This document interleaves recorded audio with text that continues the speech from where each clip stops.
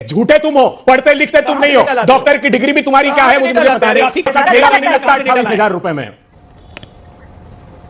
अबे जल्दी बोल, कल सुबह पनवेल निकलना है। भारत का जो बैकबोन था उसको खत्म कर दिया। भीषणतम बेरोजगारी और महंगाई की आग में प्रधानमंत्री जी ने झोंक दिया। उन्होंने भारत कभी देखा ही नहीं था। एसी ड्राइंग रूम में बैठ के आप भारत की परिकल्पना नहीं कर सकते हैं। आईएमएफ ने कहा, वर्ल्ड बैंक ने कहा, लगता है उस वक्त अपने कान बंद कर लिए थे। ये तीन राज्य हारने के बाद जहां पे छाती पीट रहे थे कि हम लोग जीतेंगे, हम लोग जीतेंगे, क्या हश्र हुआ? गिनते गिनते थक जाइएगा, लिस्ट खत्म नहीं होगी। जानते हैं क्यों? दोस्तों नमस्कार, स्वागत है आप सभी का। आप देख रहे हैं एसके डिबेट। दोस्तों 2024 के लोकसभा चुनाव में बस कुछ महीनों का वक्त बचा है। दोस्तों हाल ही में हुए 5 राज्यों के विधानसभा चुनाव में बीजेपी को 3 राज्यों में प्रचंड जीत मिली। दोस्तों इन विधानसभा चुनावों में एक नारा खूब चला, वो था मोदी की गारंटी। दोस्तों मोदी की गारंटी पर जनता ने पूरा विश्वास किया और बीजेपी को भरपूर प्यार दिया। दोस्तों मोदी जी ने सूरत में एक गारंटी और दी है। उन्होंने बोला है कि हमारी तीसरी पारी में भारत तीसरी सबसे बड़ी अर्थव्यवस्था बनेगा। दोस्तों दूसरी तरफ राहुल गांधी ने संसद घुसपैठ वाले मुद्दे पर पहली बार बयान दिया है। उन्होंने बोला है कि ये मोदी राज में बढ़ती हुई महंगाई और बेरोजगारी का परिणाम है। दोस्तों आज की डिबेट वीडियो इन तमाम मुद्दों पर होने वाली है। बीजेपी की तरफ से डॉक्टर अजय आलोक हैं और अभय दुबे कांग्रेस पार्टी की तरफ से हैं। दोस्तों वीडियो बहुत शानदार होने वाली है। आपसे अनुरोध है वीडियो को अंत तक जरूर देखें। वीडियो पसंद आए तो लाइक करें, शेयर करें, कमेंट करें और मेरे चैनल को सब्सक्राइब करें। चलो दोस्तों मेन डिबेट स्टार्ट करते हैं। चलिए शुरू करते हैं। केग ने रिपोर्ट दी कि ये मोदी सरकार के आयुष्मान भारत में मुर्दों तक का इलाज करके पैसे खा गए। अच्छा। सड़कों में भीषणतम भ्रष्टाचार हुआ। क्या किया मोदी जी ने? उन तीनों अधिकारियों को हटा दिया। जो भ्रष्टाचार पर से पर्दा उठाए उसको हटा दो। अच्छा। गैस का सिलेंडर 400 रुपए का 1000 रुपए किसने किया? आपने। 4,22,00,000 उज्ज्वला बहनों ने पिछले साल एक भी गैस का सिलेंडर नहीं भराया। अच्छा। इन्होंने कहा कि हमने मुद्रा के लोन दे दिए। अरे 41 करोड़ मुद्रा के लोन में 33 करोड़ शिशु कैटेगरी के 28 करोड़ 28,000 एवरेज लोन दिए। 28। अरे झूठे तुम हो, पढ़ते लिखते तुम नहीं हो, डॉक्टर की डिग्री भी तुम्हारी क्या है मुझे बता रहे। कितने 41 करोड़। मैंने ऐसी यूनिवर्सिटी में क्यों जाते हैं जिसमें प्लीज दोनों लोग प्लीज पकौड़े का ठेला भी नहीं पार्टियों के लगता। प्रवक्ता हैं आप, नेशनल टीवी पर आप दोनों बैठे पकौड़े हैं, का ठेला भी नहीं लगता 28,000 28,000 रुपए में। कैसे कैसे लोग रहते हैं यार यहाँ पर। मैं तो बता रहा हूँ ना आपको। कांग्रेस यूनिवर्सिटी अरे मुद्रा के पोर्टल पर जाइए साहब, मुद्रा के पोर्टल पर मिल जाएगा आपको। आपने इतने सारे आंकड़े लेकर आए हैं, जरा एक चीज बता दीजिए मुझे, 2014 से पहले किस पायदान में थी इंडियन इकोनॉमी? अबे जल्दी बोल, कल सुबह पनवेल निकलना है। अधिकार संपन्न भारत की बुनियाद रखी थी हमने 15 करोड़ आदिवासियों को जलेबी मत बनाइए ना। मुझे लगा आप इतने आंकड़े निकाल के लाए तो ये आंकड़ा भी निकाल के लाए होंगे कि 2014 से पहले क्या थी इंडियन इकोनॉमी। तो सुनिए तो सही, मैं वो भी बताइए ना। सही, मैं सीधा सही जानना चाह रही हूँ, 2014 से पहले इंडियन इकोनॉमी किस पायदान में थी सर? अबे जल्दी बोल, कल सुबह पनवेल निकलना है। 8% की जीडीपी ग्रोथ थी एवरेज 10 साल की। उठाकर पढ़ लीजिएगा। अब मैं वही तो कह रहा हूं, अधिकार संपन्न भारत की बुनियाद। कितना बड़ा झूठ बोला इन्होंने। कहा PLI स्कीम, ये कहते हैं मैन्युफैक्चरिंग हब मोबाइल का बन गया। प्रधानमंत्री भाषण देते, पढ़िए तो सही। सिर्फ असेंबल किए जा रहे हैं हिंदुस्तान में वो मोबाइल, सारे विदेशों से पार्ट्स ला करके, और वो 6% का जो इंसेंटिव है 1,86,000 करोड़ रुपए का बट्टा हिंदुस्तान को लगा है। मैन्युफैक्चरिंग सेक्टर कोलैप्स क्यों हुआ? MSME कोलैप्स क्यों हुआ? RBI ने रिपोर्ट दी। मिंट स्ट्रीट मेमो की रिपोर्ट पढ़िए। वो कह रहा है नोटबंदी का गलत निर्णय और गलत तरीके से GST लगाने से हिंदुस्तान का MSME स्पॉइल हो गया। 60 लाख MSME स्थायी रूप से हिंदुस्तान में बंद हो गए। इसका दोष और जिम्मेदार कौन है? ये जो कह रहे थे $100 बिलियन का इंपोर्ट किया चाइना से, मैन्युफैक्चरिंग सेक्टर की हालत ये कर दी है हिंदुस्तान में कि वहां पर रोजगार के अवसर सृजित ही नहीं हो रहे हैं। भारत का जो बैकबोन था उसको खत्म कर दिया। भीषणतम बेरोजगारी और महंगाई की आग में प्रधानमंत्री जी ने झोंक दिया। रुको जरा, सब्र करो।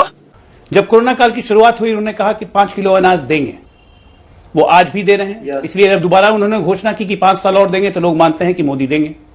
4 करोड़ घर जब उन्होंने दे दिए बना के, तो जब मोदी जी कहते हैं कि 2 करोड़ और घर बना के देंगे तो लोग मानते हैं कि हाँ मोदी देगा। तो ये जो काम करने का बरसों का ट्रैक रिकॉर्ड रहा है, जैसे भारतीय जनता पार्टी की नीति 370 हटाएंगे, ये हटा के दिखा दिया। राम मंदिर बनेगा, राम मंदिर बनने की तमाम अड़चनें दूर की और सुप्रीम कोर्ट ने एक ऐतिहासिक फैसला दिया, आज राम मंदिर बनने जा रहा है। एक पर एक देश को इंफ्रास्ट्रक्चर की मजबूती को कैसे पहुंचाना है, देश को इस कोरोना के काल में देश की डूबती हुई अर्थव्यवस्था को संभाल के आज विश्व की प्रमुख 5 अर्थव्यवस्था में ले आना, ये कहते हैं नियत। नियत से कोई भी किया हुआ, अच्छी नियत से कोई भी किया हुआ काम कभी खराब नहीं होता है, और इसी को काम करने का ट्रैक रिकॉर्ड कहते हैं। और जो विरोधी कहते हैं ना कि मोदी में कुछ है। तो ये कुछ क्या है, इसको आज तक ये लोग डिकोड नहीं कर पाए। कुछ तो है। वो कुछ ये है कि इस कुछ में सिर्फ काम करने की प्रवृत्ति है, ईमानदारी से काम करने की प्रवृत्ति है, छुट्टी नहीं लेने की प्रवृत्ति है, झूठ मूठ का क्रिटिसिज्म करने की प्रवृत्ति नहीं है, अनावश्यक अनर्गल बातें करने की प्रवृत्ति नहीं है, ठीक है। अपने काम को ज्यादातर देश के प्रति समर्पित करने की प्रवृत्ति है। नोटबंदी के उदाहरण देता हूं मैं आपको। नोटबंदी हुई थी तो चौतरफा आलोचना हो गई, लाइन में खड़ा कर दिया, मार दिया, तो ये कर दिया, तो मोदी जी कह रहे हैं 6 महीने दे दो। आज उस नोटबंदी का इफेक्ट आप देखिए कि उस नोटबंदी के कारण आज हमारा टैक्स पेयर बेस बढ़ के लगभग 10.5 करोड़ हो गया, जो कि 3.5 करोड़ होता था 2016 में।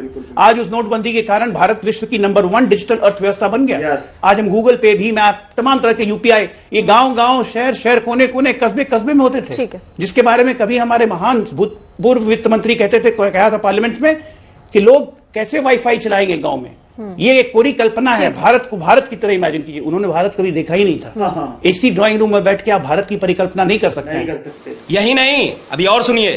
कांग्रेस के मेरे मित्र ने काफी Congress data bank of corruption and lies से जितनी डेटा निकाल के दी थी, फेक डेटा, थोड़ा उन पे पर्दाफाश करते हैं। एक आध का तो आप ही ने कर दिया था एनओसी का डेटा देके। 13.5 करोड़ लोग अति गरीबी की रेखा से निकले हैं अभय जी। ये हमने नहीं कहा, आईएमएफ ने कहा, वर्ल्ड बैंक ने कहा। लगता है उस वक्त आपने कान बंद कर लिए थे। आपने एक शब्द बहुत अच्छा बोला, हताशा में बीजेपी के प्रधानमंत्री हैं। अरे हताशा, निराशा और कुंठा तो आपसे छलकती है महाराज, कि 3 राज्य हारने के बाद जहां पे छाती पीट रहे थे कि हम लोग जीतेंगे, क्या हश्र हुआ, तो उसके बाद कैसे हताशा होती है वो साफ दिखता है। मैं तो अभी और बोलते अभी प्रधानमंत्री वहां बोल रहे हैं, वो तो अभी मैंने 2 ही लाइन बोला था। उन्होंने आयुष्मान भारत बिल ले आया, अब वो आगे जाके ग्रामीण अर्थव्यवस्था में क्या क्या चेंजेस हुई है वो लाएंगे, नीम कोटेड यूरिया लाएंगे। गिनते गिनते थक जाइएगा, लिस्ट खत्म नहीं होगी। जानते हैं क्यों?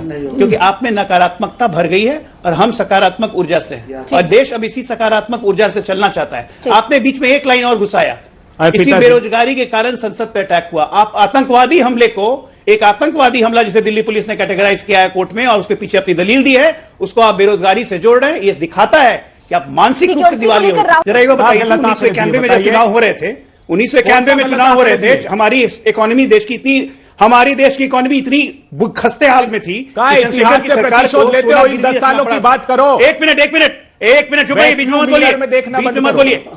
सोना गिरवी रख के देश आज की बात करिए की सरकार को। 1991 के चुनाव में 10 सालों की बात करिए, क्या हाल कर दिया। वो क्या बेरोजगारी की वजह से? 155 लाख करोड़ रुपए के कर्ज में हिंदुस्तान को डुबा दिया। 2001 में पार्लियामेंट पे हंगामा हुआ था, वो बेरोजगारी और महंगाई की वजह से हुआ था। की वजह से घुसे लोग पार्लियामेंट में, सारे चैनलों ने अखबार में बताया है। लेबर फोर्स पार्टिसिपेशन हमारा कम हो गया, ये मैं नहीं बता रहा हूं। एक आदमी आता है मैसूर से, एक आदमी आता है उठ के जिसने बताया हिंदुस्तान में, एनएसएसओ ने बताया कि 45 साल की सबसे बड़ी बेरोजगारी हिंदुस्तान में ये कहानी है। करोड़ों लोगों को बेरोजगारी की आग में आपने बेरोजगारी और महंगाई और मजा आया। देखा दोस्तों, आपने डॉक्टर अजय आलोक और अभय दुबे दोनों को सुना। आप किसकी बात से सहमत हैं? और दोस्तों, आपको क्या लगता है, क्या 2024 में फिर से मोदी जी प्रधानमंत्री पद की शपथ लेंगे? कमेंट सेक्शन में कमेंट करके बताएं। और अगर वीडियो पसंद आई हो तो लाइक करें, शेयर करें, कमेंट करें और मेरे चैनल को सब्सक्राइब करें। चलो दोस्तों, मिलते हैं अगली वीडियो में। जय हिंद, वंदे मातरम, जय श्री राम।